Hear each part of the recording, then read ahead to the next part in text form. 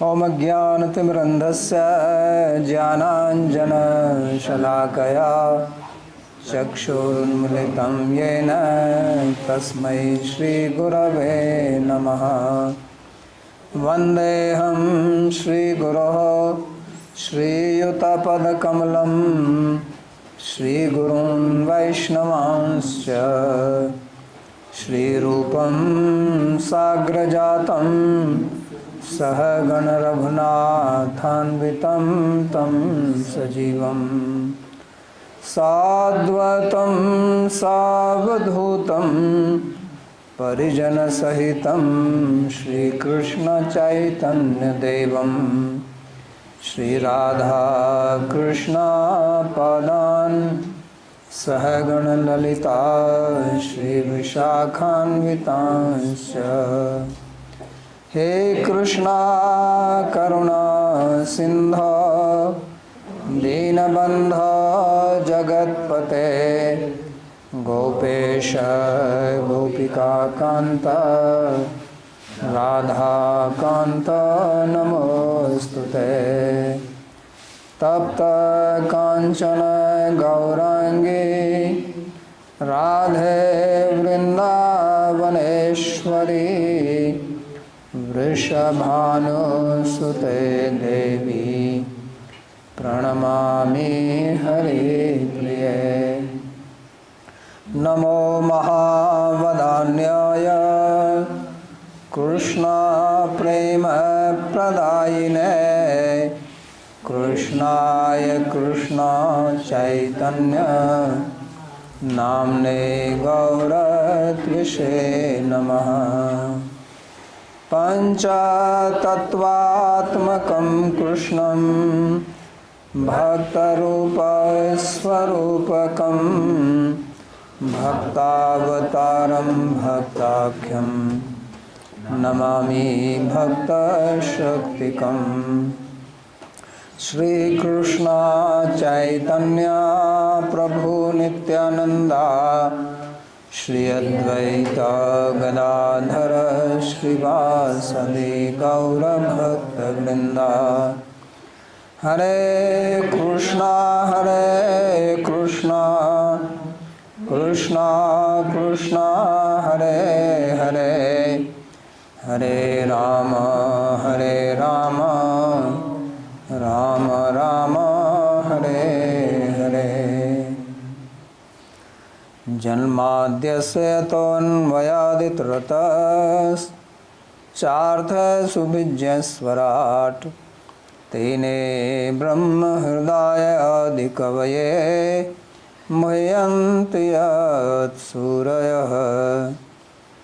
तेजो वारिमृदां यथा विनिमयो यत्र त्रिसर्गो मृषा धाम्ना स्वेन सदा निरस्तकुहकं सत्यं परं धीमहि।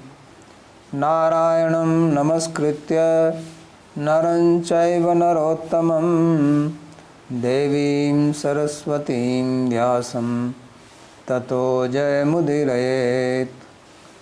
स्वस्ति अस्तु विश्वस्य खलः प्रसीदतां ध्यायन्तु भूतानि शिवं मिथो धिया। मनश्च भद्रं भजतादधोक्षजे आवेश्यतां नो मतिरप्यहैतुकी। आप सभी का स्वागत है इस We welcome all of you to this session of Srimad Bhagavad-Gita. प्रवचन में हमने भगवद गीता के प्रथम श्लोक पर विचार किया। In the previous session, we deliberated on the first verse of Srimad Bhagavad-Gita. पांडवाश्चैव किमकुर्वत Sanjay. Sanjay को दिव्य दृष्टि प्रदान की गई थी। Sanjay was given divine vision by Bhagavan Vyas. इसका वर्णन करेंगे। इसलिए धृतराष्ट्र ने And संजय को प्रश्न पूछा Sanjay था। will पिछले सत्र में एक प्रश्न पूछा था कि धृतराष्ट्र ने दिव्य दृष्टि लेने से मना क्यों किया। we also discussed why Dhritarashtra did not want divine vision. One answer is what I already gave, that Dhritarashtra did not want to see the destruction of of his इसके पीछे dynasty with his own eyes. कारण है The deeper reason behind this is that प्रकार से आसक्ति हो जाती है we all have an attachment, आसक्ति हो and when we are attached to something, कोई उससे अच्छी चीज देना चाहे तो then even if somebody tries to give something better to us, we do not want to obtain that. आसक्ति से वो मेल नहीं खाती है If that better object does not match with our attachment. Bharat में ही है In this regard, there is a very nice story in Mahabharata. Once Naradji came to this mortal world and he saw that people were suffering all around and people were in trouble. They were miserable everywhere. They were diseased. Some people did not have food. So Naradji went to Lord Vishnu in Vaikuntha and requested him that you are all powerful. Why do you bring the people of this mortal world to Vaikuntha? So Bhagavan did not give any direct reply to him. Bhagavan said, okay, please go there, and whoever is interested, you can bring him here. I give you the liberty, you can bring anybody who is interested in Vaikuntha. So Naradji was very happy and he thought that now everyone will come back to Vaikuntha. So he came and he was traveling from village to village, and he was preaching that anybody who wants to come to Vaikuntha, he can come with me. So people were coming out of their home and they were saying, who has come here? This is Narad. So they were going back to their house and doing their daily household chores. So Narad was thinking that as soon as I announce this, there will be a big crowd behind me. But nobody was interested in this. Nobody came with Narad. So he was surprised. This was unexpected. When we expect something and we get a different result, then we become surprised. So Naradji was extremely surprised that nobody came to him. So then he started going from home to home and started telling every person that why are you suffering here, working so hard day and night? Come to Vaikuntha, there you don't have to work so hard. So people did not agree to that also. And Naradji was trying to convince everyone, but nobody agreed.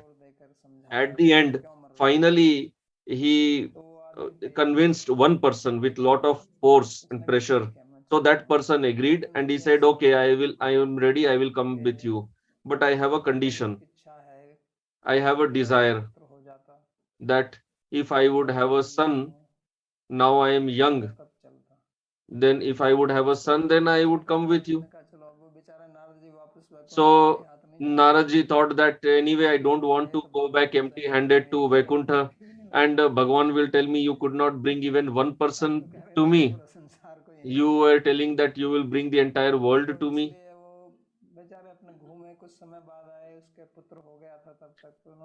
So Naradji gave him time and a son was born to him. And then that person said that Naradji, how can I come now? Now he is just born. He has to grow up. I have to see his childhood. Then I will come. So then Naradji told, okay. Then that child grew up. After 4 or 5 years, Naradji came back. He told, now your child has grown up. You have enjoyed his childhood. Now come with me. So then he said that now he is so young. How can I leave him now? He has to get married. Who will get him married? In India, in Bharat, people have a lot of worry about children's marriage. In foreign countries, nobody is bothered about this. Anybody, wherever he or she wishes to get married, he or she can get. But in Bharat, people have considered it a great responsibility to get their children married. After children's marriage, they feel little relaxed. So then Narji said, okay. So then that child grew up. He was even got married. So then Naraji came back and the person said that no, I still want to see the face of my grandchild. Then I will come. Then even the grandchild was born. still that person was not ready to come with Narad. He said that the grandchild is so small. No, I enjoy. He plays on my lap. Where? How can I leave him and come with you? इसको कष्ट होगा। So तो नारद जी बहुत घूमे इधर उधर, फिर the आए। grandchild will feel sorry. Where did my grandfather go away? So till now the person had become old. Even his grandchild had got married. Then Narad ji said that at least come now. So then that person said, no, wait, at least this grandchild have a child, then I will go. So when Narad ji came back, till that person, this person to whom he preached was already dead. So Narad ji could preach successfully to one person, but even he could not come with him. So then Narad ji, with his divine yoga vision, he found out that this person, he became an insect in the drain near his home. So Narad ji searched for that insect and he pulled that insect out, and Narad ji spoke with it because Narad ji understands languages of all living entities. So Narad ji said that now you at least you come with me. Why are you lying here? But that insect said that this is my home. This is where I used to live. And sometimes I see my old family members here and I feel so happy seeing them. And my daughter-in-law, she cooks and then she cleans the plates, and then whatever comes out of that plate, the remnants to this drain, I eat that and I feel nourished by that. What will I do by coming to Vaikuntha? So Naradji was extremely surprised that even this insect is not ready to come to me. So this is the nature of the living entity, that wherever he or she lives, they become attached to that situation. If you try to kill any living entity, any jiva, he will try to protect himself. If you try to kill a mosquito also, the mosquito will try to protect itself. So Naradji told him, "You come with me." Then that insect said that um, he was not ready. So Naradji brought that insect to Vaikuntha. So Bhagavan Vishnu said, "You brought him." So Naradji said that I brought it forcibly because it cannot resist, was not ready to come. So why I am telling this story? Because what Dhritarashtra said, that I do not want divine vision. The reason is that every person is in ignorance. Being blind means being to live in ignorance, and we get accustomed to live in ignorance. There are so many people who don't have any knowledge of Shastra. If you try to give them some knowledge, they'll say that stop all this nonsense. I will go outside. I'll go out and do my work. Why you are wasting my time by talking about Bhagavan? So what is Divya Drishti? What is divine vision? That we are discussing Bhagavad-Gita. How many people are joining? We sent invitations to thousands of people. Try to learn Bhagavad-Gita. Hardly 100 people are joining. Why? Because what they are doing, they are happy in that. Bhagavad Gita is divine vision, and the people in mortal world are Dhritarashtra. And some people who are joining here, you all are not Dhritarashtra. Like so, people who are not joining, they are like Dhritarashtra. They do not want divine vision. They do not want divine knowledge. So, Drishti is actually knowledge. In our philosophy, darshan is knowledge. It gives us vision. So this is indeed a reality that people do not like this. Even if you try to give this to them, they do not want this. Even if you give them forcibly, they don't want it. They have become accustomed to living like an insect in the drain. Because without knowledge of Bhagavan, without knowledge of Bhakti, without knowledge of Sanatana Dharma, without knowledge of Shastra, the life that people are living is the life of insect. They are like insect in drain only. And not only that, they are now even declaring that this Sanatan Dharma should be destroyed. It is like dengue. So these people are like the leader of the insects. So this is what I wanted to speak. Now we move on to the second verse of the first chapter of Bhagavad Gita. So when Sanjay heard this question of Dhritarashtra, he started answering. The entire Bhagavad Gita, starting from the second verse of first chapter till the last verse of last chapter, is the reply by Sanjay to Dhritarashtra's question. Actually, Sanjay could have just given a very short reply. Because when Dhritarashtra asked, "What did my sons and the sons of Pandu do?"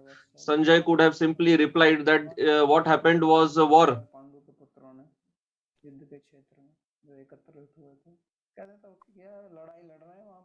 So Sanjay could have replied that 10 days have passed, it is 11th day, and what happened was war, and Bhishma fell down.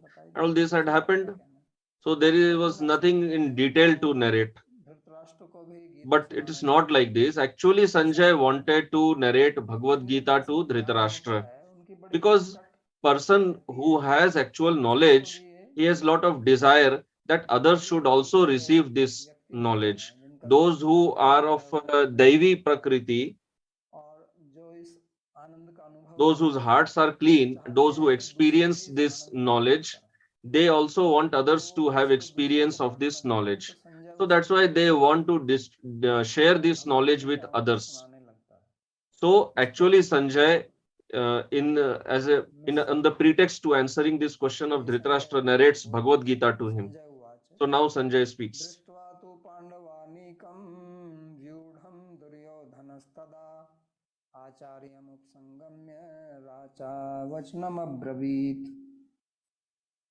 तो संजय ने कहा, So Sanjay said,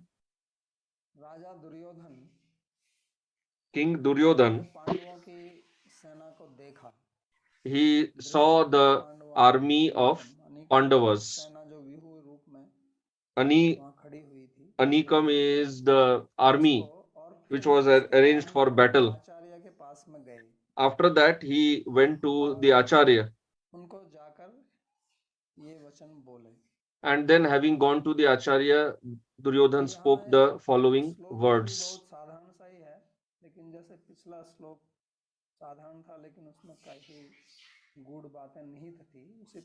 So this is also a simple verse, like even the previous verse was simple and it had lot of deep knowledge. Even this verse has lot of deep tattva in it. First point is that Duryodhan, first of all, he sees the army. And Vyudham Anikam, how does he see the army? The army of the Pandavas. Which means Duryodhan, first of all, does not see his own army.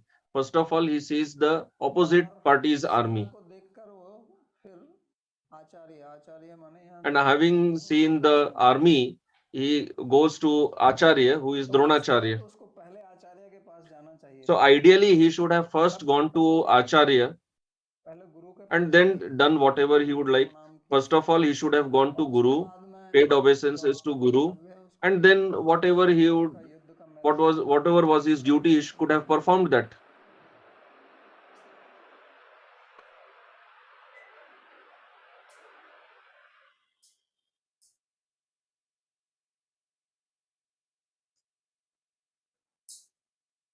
तो ये एक सदाचार है. So this is an etiquette that first you take darshan of Guru, pay obeisances to Guru, take permission from Guru, and then begin your duty.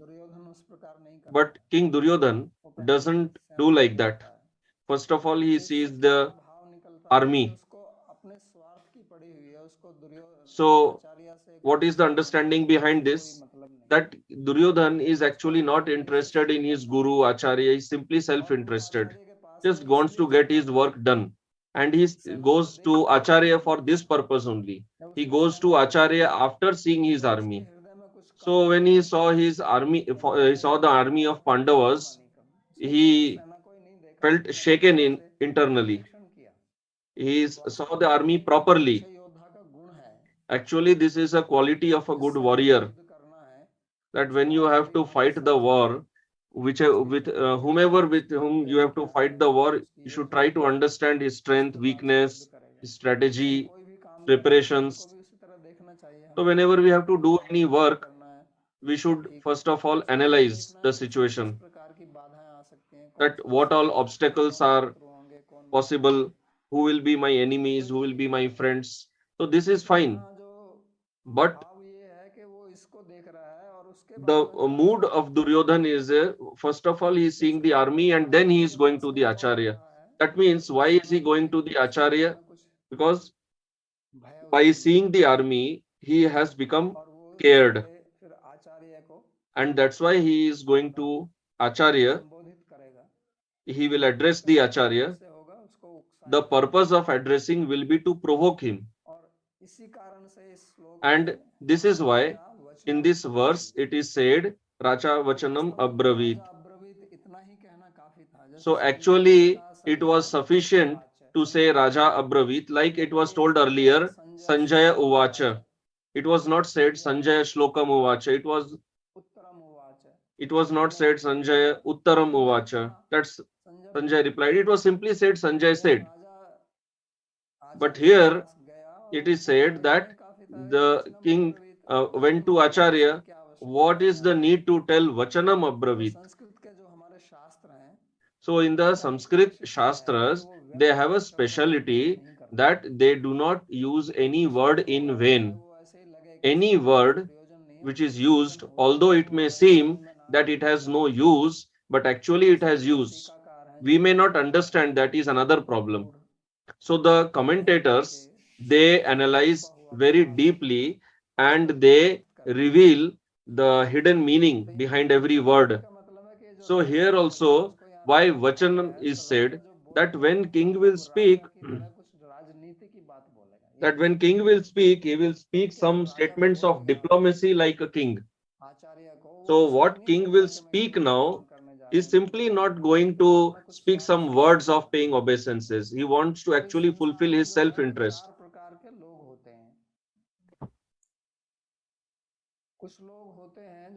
In this world, there are four types of people. Some people are paropakari, who perform welfare for others.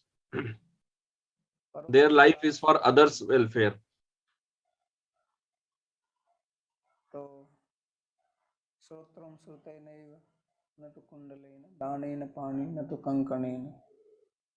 विभाति काय करुणा पराणम।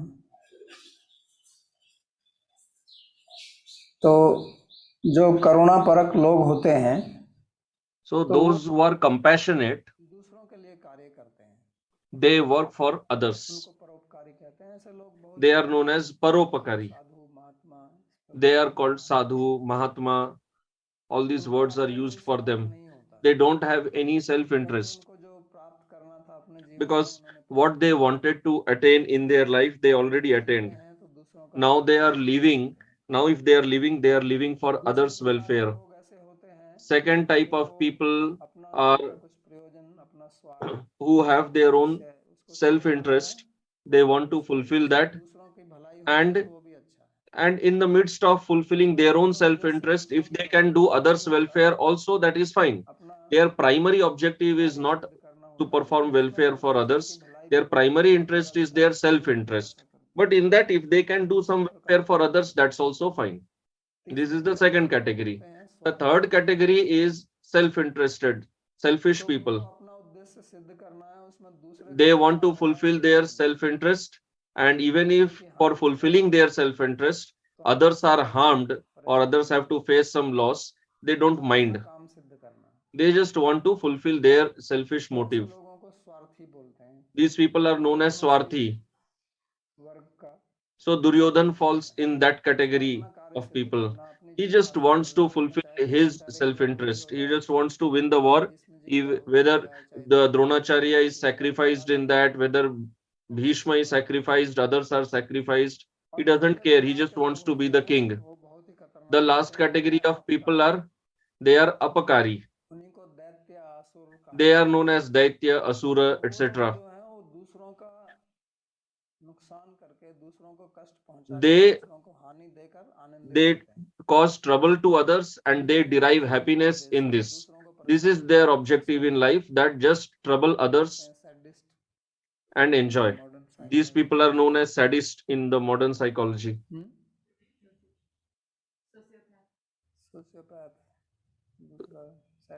These people are known as sociopath also.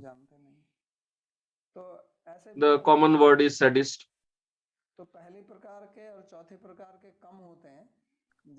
So first category and fourth category people are found are less in number. Mostly people are in second and third category. Duryodhan falls in the third category. So in this regard, there is a verse that comes in Bhakti Sandarbha that there is a sadhu and different people go to him. चिरंजीव राजपुत्र का माँ जीवा मुनुपुत्र का जीवा वा मर वा साधो माँ मर माँ जीवा व्याध। तो उनके पास में राजपुत्र जाता है, राजा का पुत्र या राजा जाता है। So the king or the prince goes to the sadhu and the sadhu says that may you live long. Then the saint's son comes to him and he said, don't live anymore, may you die. Then a sadhu comes to him and he said that you live or you die doesn't make any difference.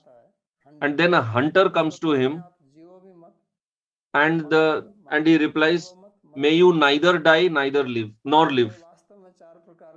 So these are the four types of blessings he gives. To the prince he says, may you live long. So why? Because he thinks that you already have lot of wealth, live as much as possible. After that, what will happen to you, I don't know. And the Muni, the aesthetic, so he says that you don't live anymore, you will get the result of your austerity and you will go to heaven. And the sadhu who is living for others, it doesn't matter whether he lives or dies. And the hunter, whether he lives or dies, in both cases his life it is waste, because he is suffering while living. Even after dying he will suffer, so that life is waste. So here Duryodhan is going to Acharya because he wants to, is thinking, how should I talk to him so that I can provoke him and I can incite anger in him to fight the war.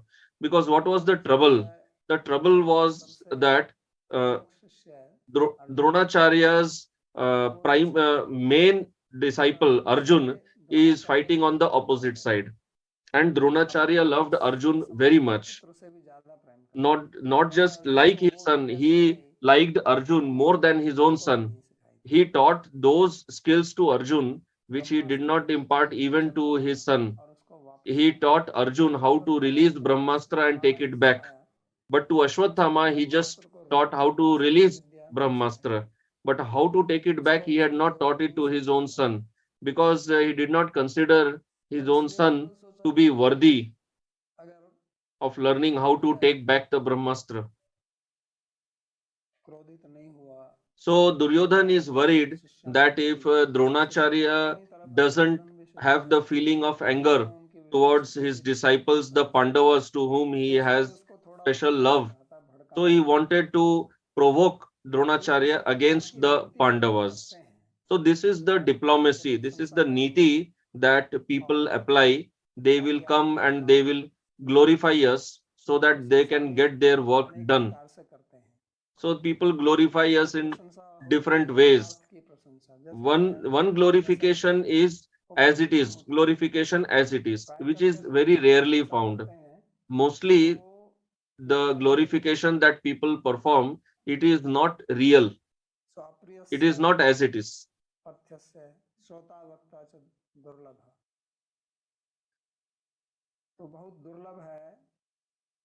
So it's very rare to find such speakers who will actually speak the reality and it is very rare to find the audience who are ready to listen as it is.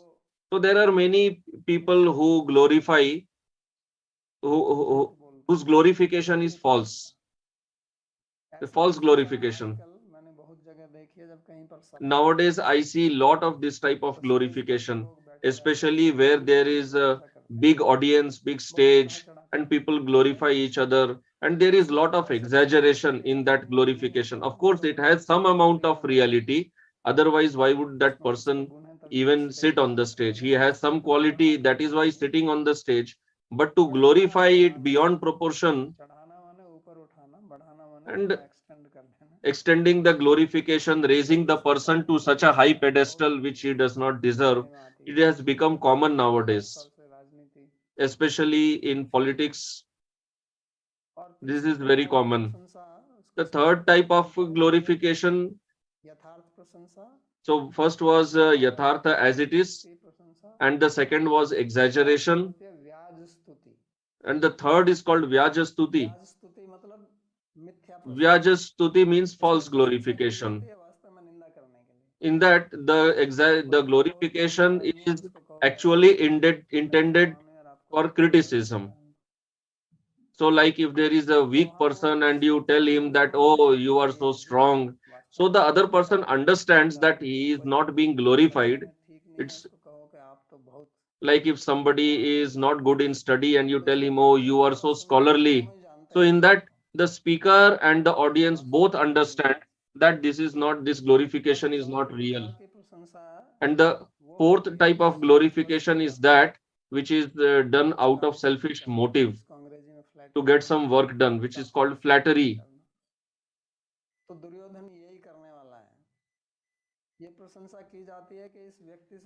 So this is what Duryodhan is going to do. So this flattery is meant to get his own work done. And Duryodhan, in order to get his work done, has to do this. Nowadays, sadhus, when they go to some businessman and they glorify the businessman, actually they don't have any objective in this glorification. The only thing they want to attain is they want to get good donation from the businessman. So to get donation, this has always been the policy that keep glorifying the donor. Earlier, Brahmanas used to glorify the kings too much. They used to even write verses in glorification of the king because we want shelter from the king. So this Duryodhan, in the same way, is going to glorify Acharya. Nothing much is said in the verse, but this is actually the objective behind this verse. So the general of his army is Bhishma. Bhishma is the head of the army. He should have gone to Bhishma. But he knows that Bhishma is my family man, and Bhishma even used to chastise Duryodhan. So that's why he did not go to Bhishma. He went to Dronacharya. And Dronacharya is Guru, Acharya, he is Brahmana. So Dronacharya can even have in his mind that why I was not made appointed as the general of the army, because people have this competition for the top post and they feel envious why I was not given this post, why others got it. Now Bhishma is a Kshatriya and Dronacharya is a Brahman, and Dronacharya is a very famous warrior, and he is the guru of both Kauravas and Pandavas. So actually he should have been appointed as the general of the army. And even Bhishma would not have protested against this because Bhishma had immense respect for Dronacharya. So that's why Duryodhan is approaching Dronacharya so that if he has this pain in his heart, I will remove that pain. I'll remove the thorn from his heart. So that's why it is said Raja Vachanam Abravit, that Duryodhan and Raja, king, both words are used. Duryodhan saw the army, and when Duryodhan went to the Acharya, it was not Duryodhan who went, it was the king who went. So here the word king indicates diplomacy, that he will deal diplomatically with Acharya, he will try to provoke him. there is a story in Mahabharata that there was a demon Vidyunmali, and he performed lot of austerity to please Lord Shiva.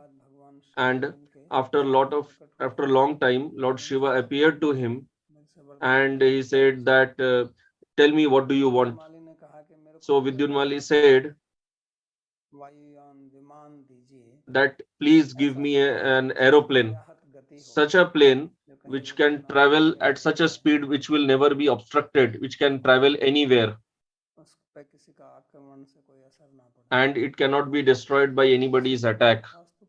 And Lord Shiva, who is Ashutosh, he told, okay, so be it. He was not worried what this Vidyunmali will do with the plane. So he got the plane, he started wandering everywhere on the plane, and he started disturbing the Devatas. When Devatas used to come to fight with him, he was just sitting in the plane. The Devatas were throwing arrows and nothing was happening to his plane because of Lord Shiva's benediction. So one day he had fight with uh, Surya Dev. So Surya Bhagavan, the sun god, he increased the temperature and he melted the aeroplane. It generated so much heat that the aeroplane got liquefied. It melted. So the poor fellow Vidyunmali, he can't say anything to Surya Narayan. He couldn't even fight with him. So he thought, how should I take revenge from him? And he tried diplomacy. He went to Lord Shiva and said that only Shiva can now take revenge on my behalf from Surya. And he went to Lord Shiva and he told Lord Shiva that, oh Lord, you have been insulted very much. Now, this is how others are provoked. Lord Shiva said, how have I been insulted? He simply wanted benediction and he got it. So he told Lord Shiva that you have been insulted by Surya. So he said that the plane that you had given me, Surya has melted that plane. So Lord Shiva thought, okay, fine, if he has melted it, what have I got to do that? So he said, no, this was the plane which has been melted was actually given by you. Like if you buy a Mercedes and somebody breaks it and you go to the company and you said that, and you tell him that, see, this is your company's car and it has been broken, it's a great insult to you. So then Lord Shiva became angry because this is what Vidyunmali wanted. And then Lord Shiva ran to Surya. Is one verse in Bhagavatam also, in somewhere in third canto, that when Lord Shiva ran, Surya fell down. It comes somewhere in Bhagavatam. So it is connected with the story of Vidyunmali. So the point is that selfish people act like this. Why am I telling this? Because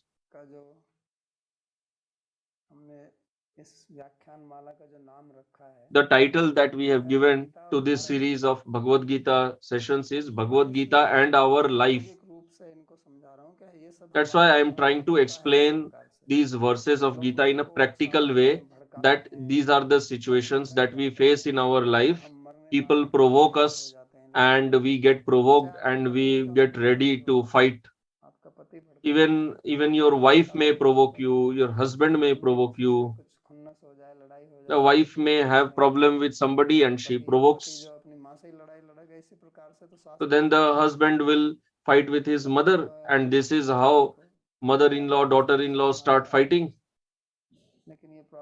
In Bharat, this is very common situation that husbands face. But this happens everywhere, fight between mother-in-law and daughter-in-law. So in this way, a person should deliberate that whatever the other person is speaking to me, what is his objective behind speaking this? We should try to understand, analyze the statements that others are speaking. What is the cause behind that? What is the objective behind that? We face such situations in workplace also, wherever you are performing job, any service. So somebody may provoke us against somebody else just to get his own selfish motive fulfilled, to fulfill his enmity against somebody, may use us as a weapon. So everywhere there is battlefield. Our life is war. We are not fighting with arrows, but this war of diplomacy goes on, and people behave diplomatically with us. This diplomacy is found everywhere, in family, in politics, in workplace. So we should try to understand that what is the objective that the other person has to fulfill. So for that purpose, this word is used here, Raja Vachanam Abravit. So these words have been used here with lot of deliberation. They have lot of depth of meaning.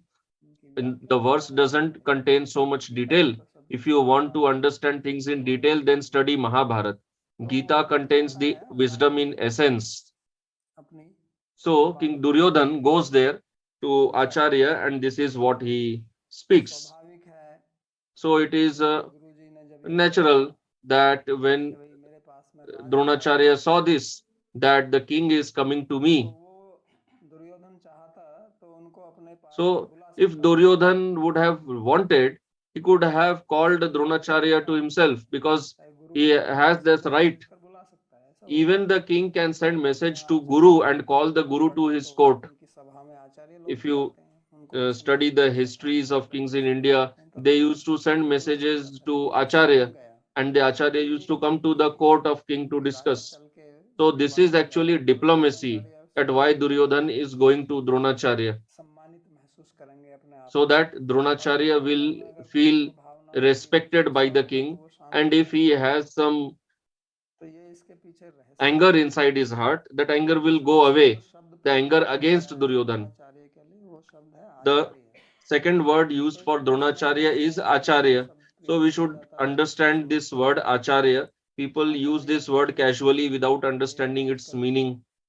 Nowadays, these words Acharya, Guru, nowadays these words are misused because people do not study Shastra and they do not understand who is Acharya, who is Guru, who is capable. In our Shastra, all words are explained in detail. What is the meaning of Acharya?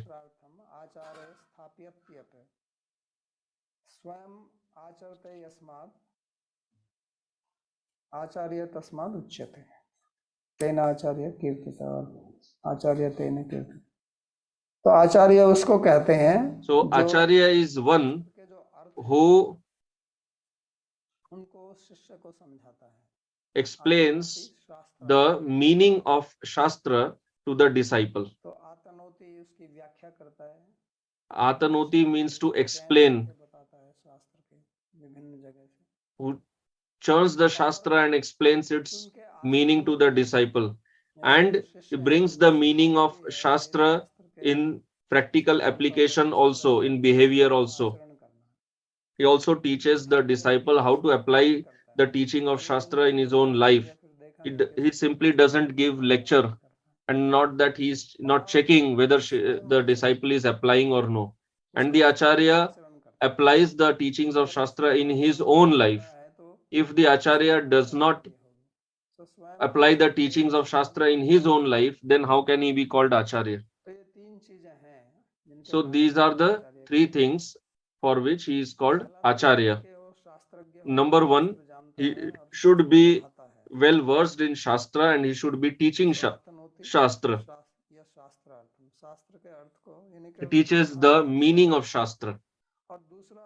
Second, to whom he teaches, the disciple also follows that. And the third, the Acharya himself also follows that. So one who fulfills these three conditions, he is eligible to be called Acharya. So Dronacharya is this type of an Acharya. So Guru also has similar meaning.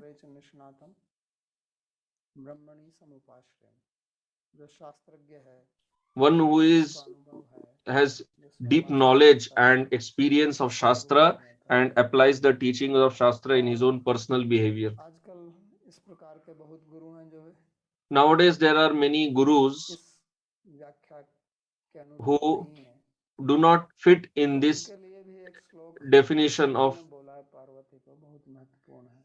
the word guru. तो So कहते for हैं them also, Lord Shiva tells Parvati. शिष्य वित्तापहार कहा, दुर्लभ सद्गुरु देवी शिष्य संतापहार कहा। तो कहते हैं कि So Lord Shiva is telling Parvati ji, he is telling to Sati that there are many gurus in this world who steal away the money of the disciple, but it is very rare to find a Sadguru who steals away the suffering of the disciple by giving him knowledge. So Dronacharya is a real Acharya who is well versed in. He is not. He knows both Shastra and Shastra.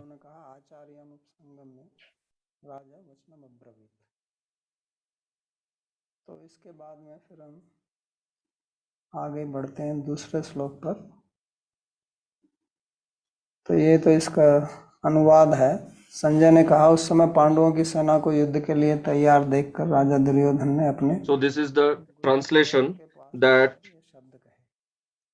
तो अब अगला जो श्लोक है यहाँ लिखा नहीं है, लेकिन ये समझ लीजिए आप कि इसको दुर्योधन ने बोला। So the third verse, it is not mentioned, but you have to understand it is spoken by Duryodhan.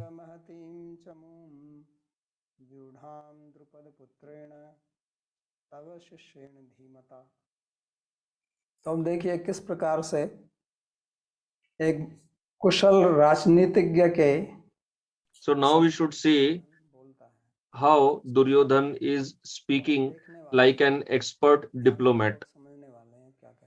तो पहले वो कहता पश्येताम।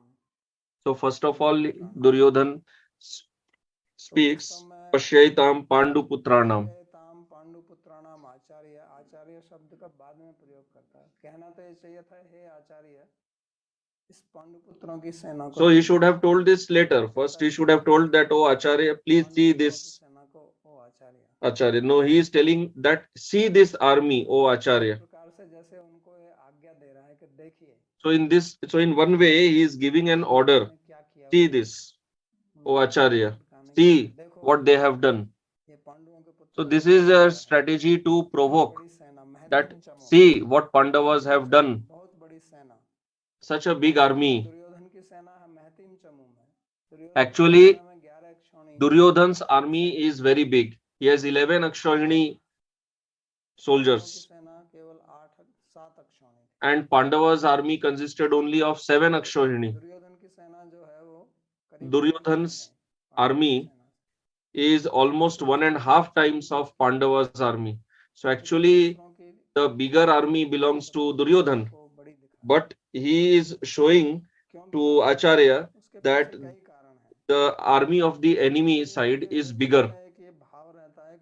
So one reason is that person's mentality is that because of envy, he sees others objects as bigger.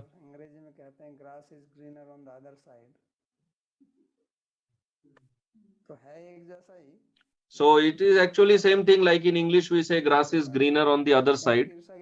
So actually we have also the same thing, but we see other objects as more or bigger because of our envy. It's not that they have more or something big.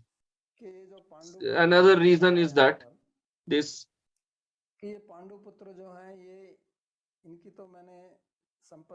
Pandavas, he says that we have already taken away their wealth. So these Pandavas, they will fight with lot of strength and enthusiasm because they lost their wealth. But our soldiers, they will not fight with all their strength because they have not lost anything. If you are in trouble, you will fight with full enthusiasm because you want back what you have lost. But what have these Kaurava soldiers or kings, what do they want? The major generals in Kaurava's army, they are fighting just because they have been forced by Duryodhan to fight. They are not fighting from their heart. They actually don't want the war. So the person who works under pressure or by some force, he will not apply his entire energy. This is the difference between Vaidhi and Raganuga Bhakti. Raganuga means you have own attraction or taste or interest. But Vaidhi Bhakta is performing bhakti because he knows that if I don't do this, I will be suffering. So this Bhishma and Drona, they are fighting a Vaidhi type of war because they were maintained financially by Duryodhan. That's why they are fighting. But Pandava's case is not like that. Pandavas have applied their entire life to fight this war. They have applied their full energy. They have nothing to lose because they already lost everything. So that's why Pandava's small army is appearing big to Duryodhan, and the big army of Duryodhan is appearing small to him. So another reason, whether it is Bhishma or Drona, they all have love in their heart for Pandavas. They don't have similar love for Duryodhan. Duryodhan is their king, but their love is on the other side. So one thing is that they do not want to fight, and they are fighting against those people whom they love. So obviously they will not fight with their heart. That's why Duryodhan time to time he used to go and incite Bhishma. That's why Bhishma had taken vow that either I will kill Pandavas or I will force Krishna to lift weapon. So Krishna had to break his vow. So why did it happen? Because Duryodhan had gone to Bhishma and provoked him. So Duryodhan understands this. He was a diplomat. So that's why he is telling to Dronacharya, Pashya, see this. It's not that Dronacharya cannot see the army. Does he not have eyes to see the army? So what is the objective that Duryodhan have in telling, see this, see this?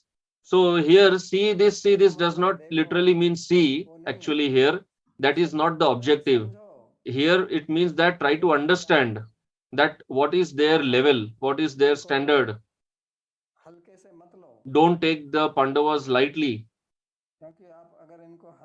Because if you take them lightly, then we will be in serious trouble.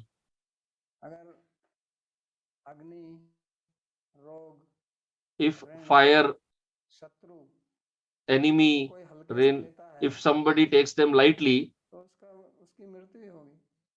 then he will die. If there is fire somewhere, even if it's a small fire, if you don't extinguish it, it will become it will take big proportion. So similarly, your enemy, if there is any debt, if you don't repay the debt will keep on increasing. So that's why we should never ignore this debt, enemy, fire. We should never consider the enemy as small. That's why he is telling Mahatim Chamum that don't think that just because they have 7 Akshohini, what harm can they cause to us? Sometimes people think like this, people who are powerful, they think that, oh, this is a small, insignificant person, what can he do to me? But even if a small thorn pricks your feet, then it will trouble you. Even a mosquito bite can cause dengue. So even a small mosquito can cause so much harm to our body. Doesn't have hands or legs, but it gives so much trouble. So that is why the mood behind this is the mood behind telling Mahatim Chamum. And this is the son of Drupada, Drishtadyumna, who is the general of the Pandavas army. He is the son of Drupada. So he should have told simply Drishtadyumna. Instead of telling Drishtadyumna, he is telling the son of Drupad.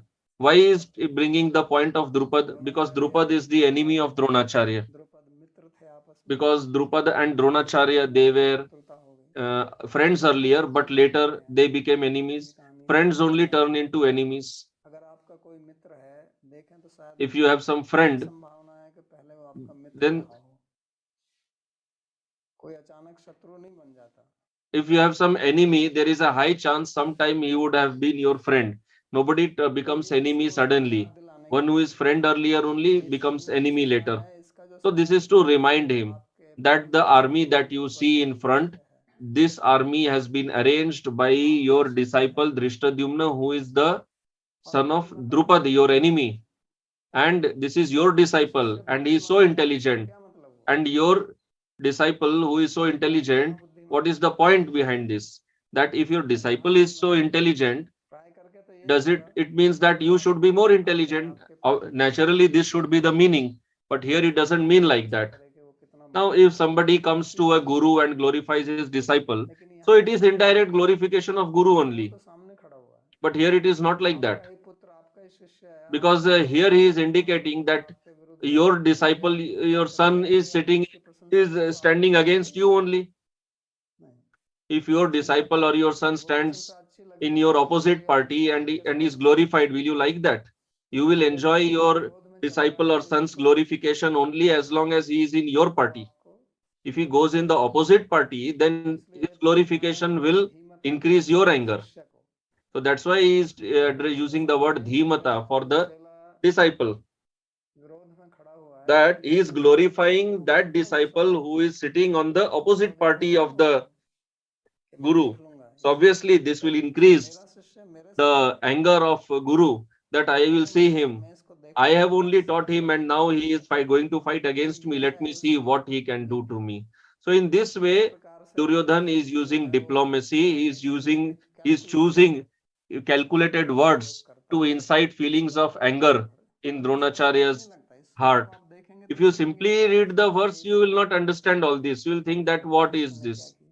What is so big deal? I mean, what is the point of this verse? So this is called a Vyanjana. This is implied meaning or suggested meaning, indirect.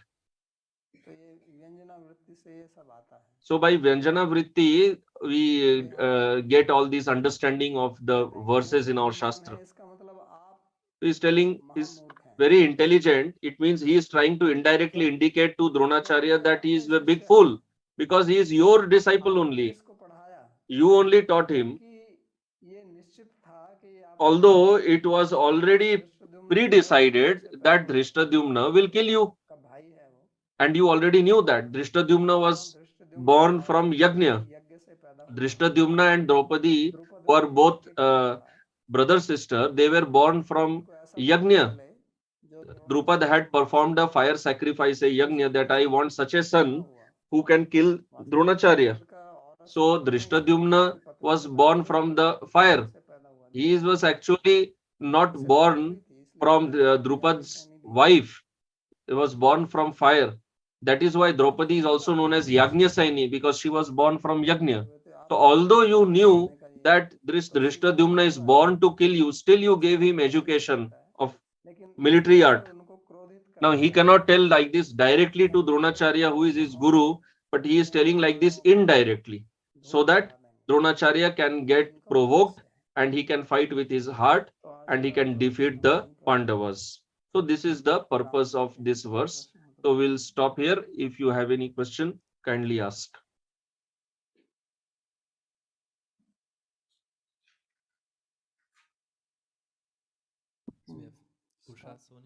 You can stop that now.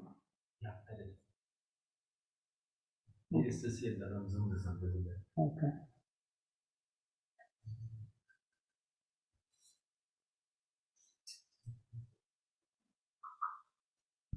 Okay, Shailesh.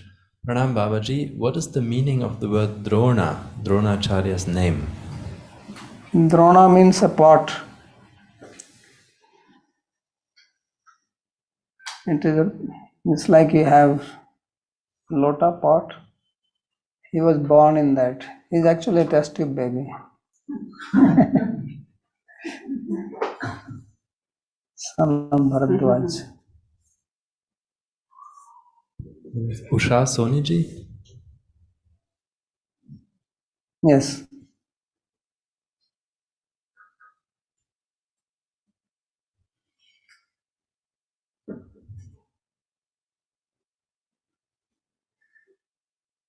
कृपया unmute कीजिए।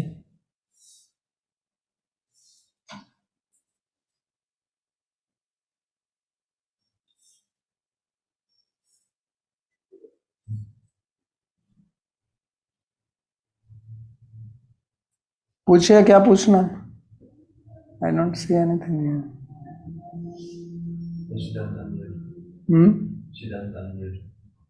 Okay, और किसी का कोई प्रश्न?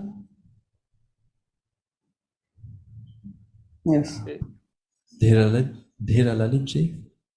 बोलिए धीरा।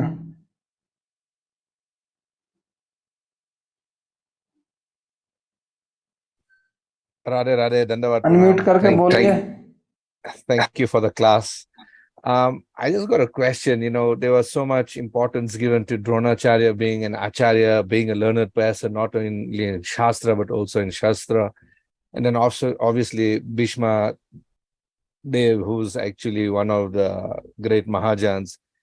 Then after all this knowledge and after all this experience, how is it that people can still end up on the wrong side and not have proper allegiance? How is it that the knowledge can become so covered? Yeah, this is exactly the story I told in the beginning of this Sri Narada Ji and going around telling people. This covering of knowledge is a very common phenomenon. That if I ask you that do you follow everything you know, then you will probably say no. Babaji, Hindi, please. मेरे प्रश्न अंग्रेजी में पूछे हो तो मेरा अंग्रेजी का संस्कार उद्दीप्त हो गया। तो उनका प्रश्न पहले हिंदी में मैं बताता हूँ। हिंदी में आपको हिंदी में पूछना चाहिए था, धीरज जी आप तो हिंदी जानते हैं। उनका प्रश्न ये है कि The question is that Dronacharya, Bhishma, they are great warriors. They are very well learned in Shastra. Why are they fighting on the side of Duryodhan? This is a very important question, and this has been asked many times, and I have answered it also earlier. What is the primary reason behind this? Here, the straight answer is that they were financially maintained by Duryodhan. Duryodhan was maintaining them. And if Duryodhan is maintaining them, it is their duty to support Duryodhan, even if Duryodhan is wrong. Because ultimately he is king. Now we are in a different situation. Now, if nowadays we do not respect the Guru Varga, gurus, seniors, elders, but in that age, in the Dwapar Yuga, I have seen it in my childhood also, that those who were elder to us, we just listen to them, not just our parents. Anybody who is senior in our family, we just listen to him. We used to fear them. They chastised us. We never felt bad for that. The village chief, if he said anything, the entire village supported him. So this is the case of a village. So earlier king was treated like Bhagwan. In Gita also Bhagwan says that among human beings I am the king. Because king is of two types. और एक दूसरा होता है अमूर्धाभिषिक्त राजा। तो मूर्धाभिषिक्त राजा उसको बोलते हैं जिसको The Murdhavishipta king is that king who has been placed on the throne. Yajna has been performed by Brahmanas, and the king is installed on the throne by Abhishek, by bathing ceremony. So that king, wherever he goes, there will be an umbrella on him, and there will be chamaras. Like if you see Shankaracharya is going, then Shankaracharya's seat also goes along with him, and he'll be sitting on the seat, and somebody will be holding the chhatra on him. So this is the sign of king. So the king who is who is appointed like this, it has a long process and is treated like Bhagavan. So like we have deity, the deity is installed and Bhagavan arrives in that deity because of that installation ceremony. Earlier, which was a murti, now it has become vigraha because it has been installed by Bhagavan. It takes Bhagavan in itself. Now that vigraha is not representative of Bhagavan. This is not idol worship. There is no English translation for vigraha. Vigraha is directly Bhagavan. So the king was also installed like this. All the Shaktis of the Lokpal, the Devata, they used to come inside the king. So king was respected like this. So whether Dronacharya or Bhishma, they accepted the king. They had this type of samskaras, this type of etiquette that they won't go against the king. Although they are the gurus of the king, they can chastise the king. But as the king, they respect the post of the king. That's why they fought on the side of the king. Now, the second explanation which applies to us is that when a person's destruction is about to happen, his intelligence gets bewildered. So when we are going to face some calamity, then our intelligence becomes bewildered. And although we have knowledge, we don't apply that knowledge in our life. And because of our attachment, we take the wrong step. Like I said earlier, that you also have a lot of knowledge, but you don't work according to all the knowledge that you have.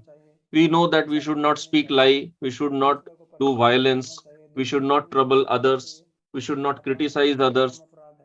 It is the offense to holy name.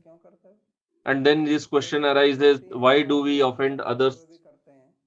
So we are human being, we know this, still we do offense.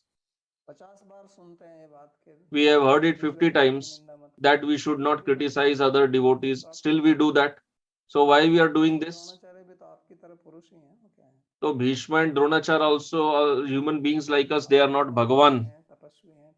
They are more knowledgeable than us, they do more austerity, they are also human being, they also have this fault. That is the reason. And the first reason I already explained. So this is what we have to learn from Gita, Mahabharata. These examples which have been given in Shastra, they are meant to teach us. It's not that we should act like Dronacharya and Bhishma. We should learn that we should never take help from anybody who is an offender, because one day we will have to suffer. Like the sadhus, they take donations from wrong people and then they get implicated because they have to support these wrong people because they have already taken donation from them. If you already know that this person is wrong, don't take donation from that person. If you take donation, then you have to be grateful and you have to show your gratitude, because lack of gratitude is the big defect. That's why Karna told Bhagavan Krishna, when Bhagavan told him that you come to my party, Karna said that no, I cannot be ungrateful to Duryodhan, he has helped me so much. So in lack of gratitude is a defect. प्रणाम बाबा जी। यहाँ पूछ रहे हैं कि आप बोले थे कि जिनके पास ज्ञान है वो प्रचार करना चाहते हैं, पर हमें क्या करना चाहिए जब दूसरा आदमी जो है उसको लेता नहीं है। और वो उदाहरण दे रहे हैं कि अगर किसी से बोलता है कि भगवद गीता का ज्ञान देना है कि छोड़ देना है, वैसे नहीं, अगर वो नहीं लेता है तो मत दीजिए उसको, जो लेना है। The question is, You said that who have knowledge want to spread it, but what should one do when the other person avoids? What should we do? So the answer is, one who doesn't want to take this knowledge, don't give this knowledge, because that is also a defect. First, prepare the person. If you don't have a pot and I want to pour milk, if I pour milk in your hand, it will get destroyed. So the person who doesn't want to receive knowledge, it means he is not eligible. It is like sowing seed on an infertile land. So that seed will get wasted. And if you are so enthusiastic to preach to that person, first cultivate him, make him ready to receive this knowledge. First generate the eagerness. As long as the other person doesn't have the eagerness, don't give the knowledge. So that's why Bhagavan also told in Gita that I am very happy with the person who gives this knowledge to devotees. Obviously, devotees will want to listen. So the next question is, how to identify people who are associated with us as friend, but they actually want to harm us? Can we acknowledge them before any physical, mental, and financial harm? So a person is recognized by his behavior, by his words. Any person who is speaking, his body language, his choice of words, that reflects. So you should analyze that very deeply. Every person is not capable of analyzing. It needs a very lot of skill to recognize the other person, because people hide their bad qualities. So it takes a lot of time to understand to get this skill. So Niti teaches us that first of all, check the dynasty of the person. Whatever is called DNA in English, that is samskar in Sanskrit. So we should try to analyze what type of parents that person has. इनसे थोड़ा idea हो जाएगा, चाहे वो आपके सामने बढ़िया प्रकार से Is coming from which dynasty, what type of knowledge he has. By that we will get some idea. क्योंकि उसके अंदर उस प्रकार के संस्कार आएंगे ना माँ बाप के, तो उससे थोड़ा आपको एक दिशा निर्देश मिलेगा. So with that we will get some guidance. We will understand how we should analyze, and then we should scrutinizingly analyze his behavior, what he speaks, does he do that, how much harmony is there between his speech and his actions. If he is not speaking the truth, be careful. This is the biggest symptom. The person speaks देता है time इतने बजे, वो नहीं आता है, इसका मतलब वो झूठ बोल रहा है. lies in small तो things. ऐसा आदमी कुछ भी कर सकता है. If a person gives you an appointment, I will come in this time, and he doesn't come in that time, so that is wrong. Then that person will not be reliable. ध्यान करना पड़ता है. ये भी That way we have to check. So this is also a field of knowledge, and we develop it by experience. Next question: when is a person eligible to take Diksha, spiritual initiation, as we should take Diksha, and how will we identify a perfect guru who can take us on the path of spiritual realization? So I already answered this question. What are the symptoms of guru? Should be Shastragya, well versed in Shastra. He should have the ability to teach Shastra. Some people know Shastra, but they are not qualified to teach Shastra, because this spiritual path, it is based on Shastra. Bhagavan tells in Gita,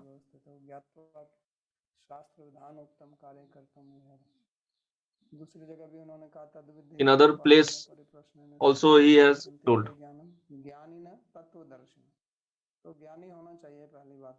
So first of all, the person should be knowledgeable in Shastra.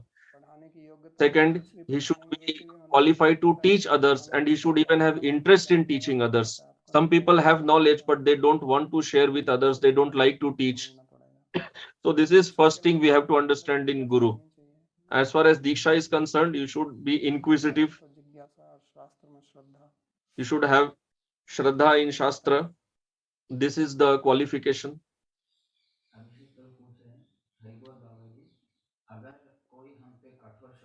Next question is, if someone attacks us with harsh words or tries to make us angry, how to stop him?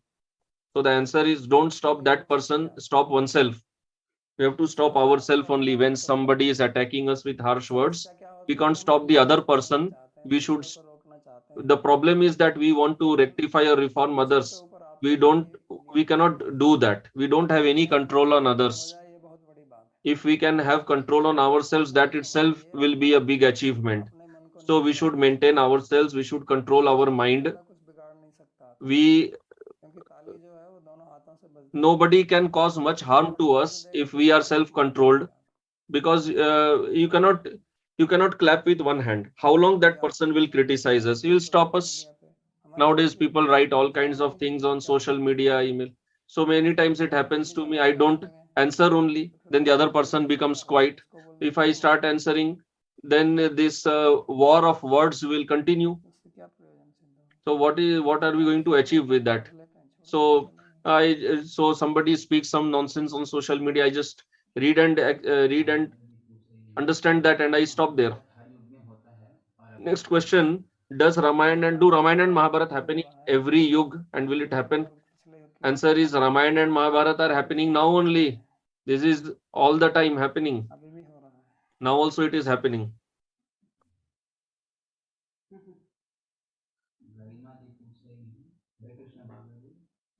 Next question, that when Karna, even when told by Lord Krishna, he did not went to the side of Pandavas. He decided with his intelligence. He ignored Bhagavan.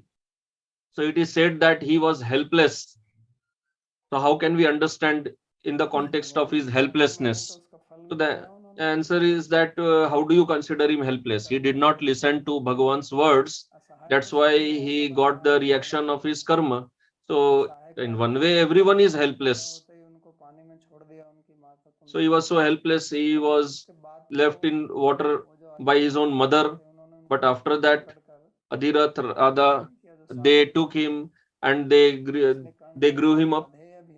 So that's why Karna is also known as Radheya, because the mother who maintained him was called Radha.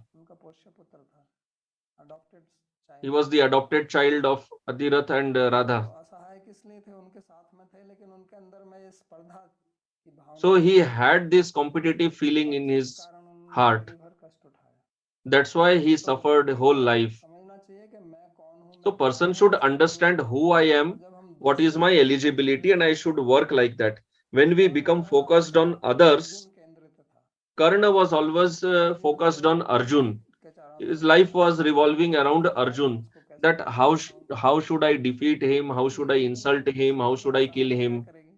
So this was, when this is his objective, what is the use of his helplessness? He was a mighty warrior. He could have lived his life peacefully, but he had this inferiority complex that I have to be bigger than Arjun.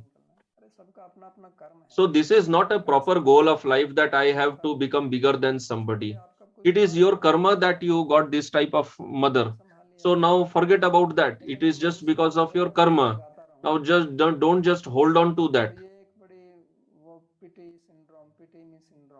So this self-pity syndrome, we get caught into that. But some people always keep on crying, this happened to me, that happened to me. And what happened, happened. And whatever happened was because of our own karma only, not because of others. Others also act wrongly, but we are also responsible in that. Nothing happens accidentally. We also are responsible in that. So you take care of yourself and work accordingly. Nikhil ji?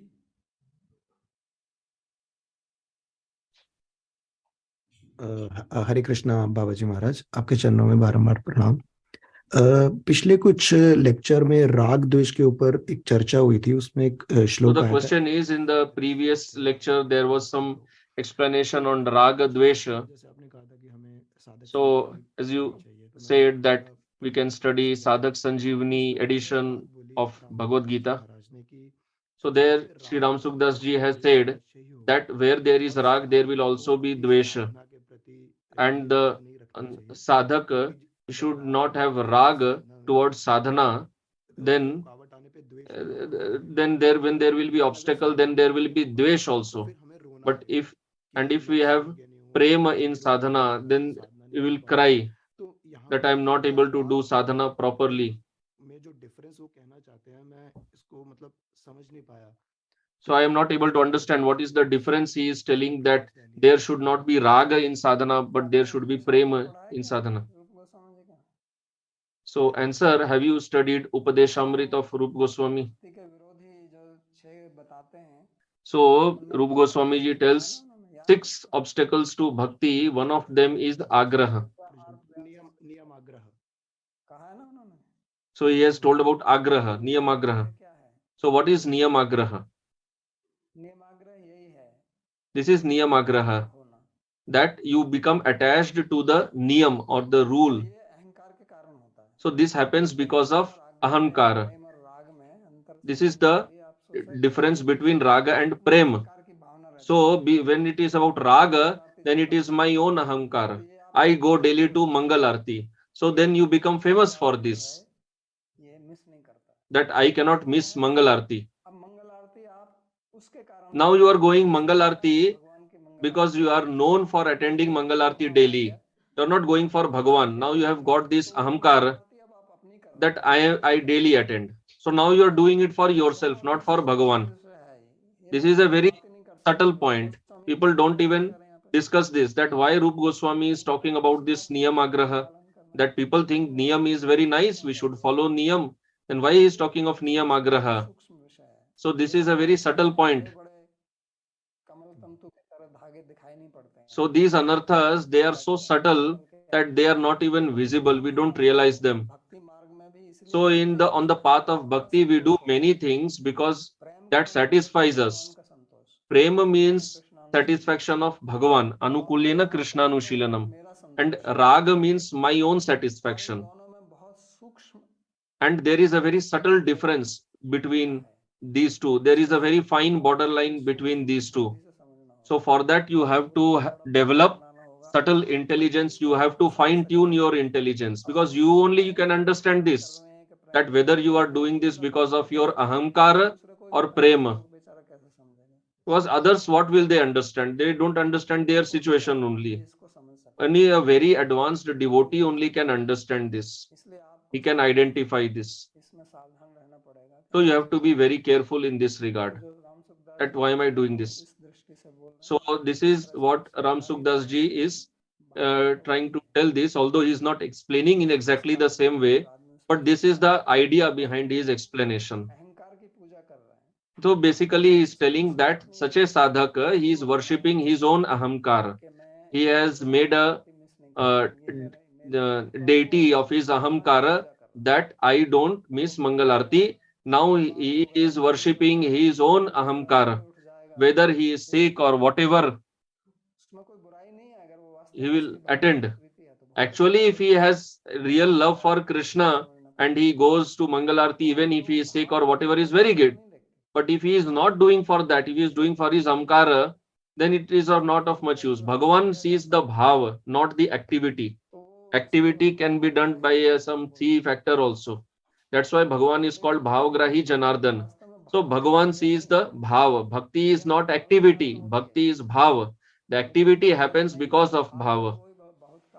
If there is no kriya and there is only bhava, that is also enough. That's why sadhan bhakti leads to bhav bhakti. In bhav bhakti there is bhav. But why we call sadhan bhakti? Sadhan bhakti is called sadhan bhakti if there is a desire for bhav. Otherwise it is just an activity. It is not a sadhan bhakti.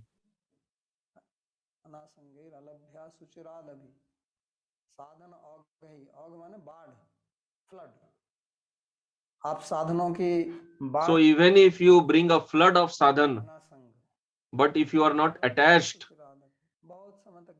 to obtaining bhava, then for long time also you will not get it. So bhakti is actually a bhav. ठीक है, धन्यवाद Okay. महाराज, बहुत ही सुंदर उत्तर। मतलब आपके कहने का तात्पर्य है कि राग में अपने अहम की गंध है कि हाँ मैं जी। अपने लिए करता हूँ, और प्रेम में भगवान। So the point that you are trying to tell is that there is smell of our own ahamkar in rag. इसलिए बुरी लगती है। So answer, bhakti, why we don't like bhakti? Bhakti directly attacks our material ego. It attacks the root cause of the knot in our heart. Bhakti attacks that directly. That's why people don't like bhakti. That's why they don't like Guru, they don't like Bhagavan. They work according to their own ahamkar. They can do 64 rounds, they can take the trouble of doing parikrama, but they maintain their own ahamkar. Their point is that don't touch my ahamkar. And what is Bhagavan telling? Bhagavan is directly attacking the ahankar, take shelter of me. Because Bhagavan cannot tolerate ahamkar of any person.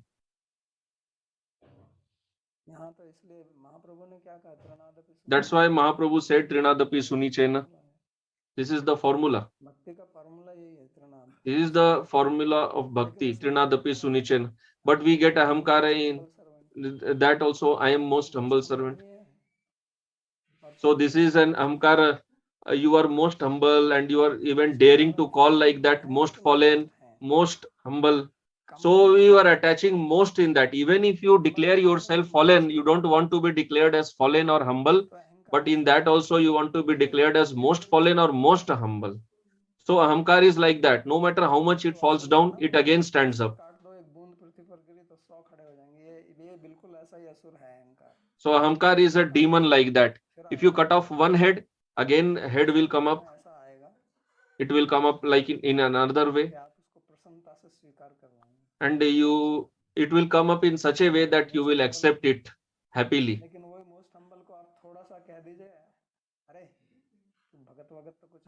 So if you tell a most humble person that you are not a devotee, if Guru tells him like that, you are not a good devotee, then he feels bad. When he tells himself, then he has no problem. But he does not tolerate being told like this by Guru. Okay, so we'll stop here and we'll recite the prayer verses.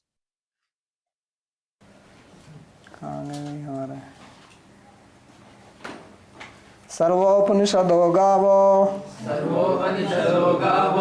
दोग्धा गोपालनन्दनः Partho वत्सः सुधीर्भोक्ता दुग्धं गीतामृतं महत्।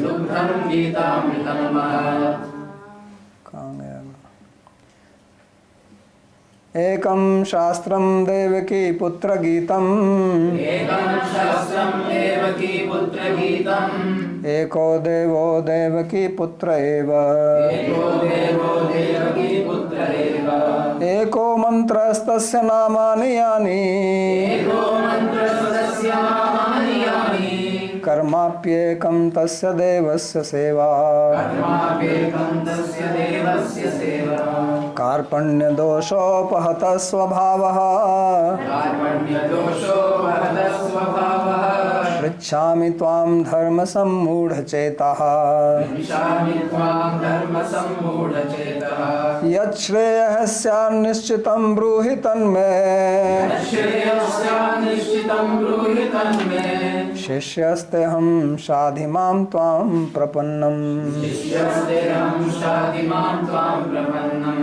यत्र योगेश्वरः कृष्णो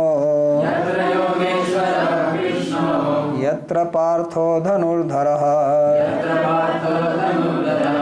तत्र श्रीर्विजयो भूतिर् ध्रुवा नीतिर्मतिर्मम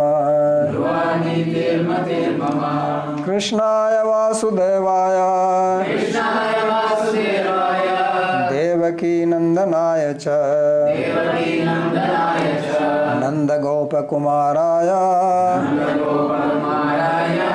गोविंदाय नमो नमः। नमः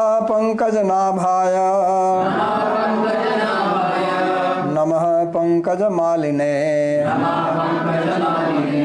नमः पंकजनेत्राय नमस्ते पंकजांघ्रये भवे भवे यथा भक्तिः पादयोस्तव जायते तथा कुरुष्व देवेश नाथस्त्वं नो यतः प्रभो नाम संकीर्तनं यस्य सर्वपाप प्रणाशनं प्रणामो दुःख समनस्तं नमामि हरिं परम् हरि ओम तत्सत्।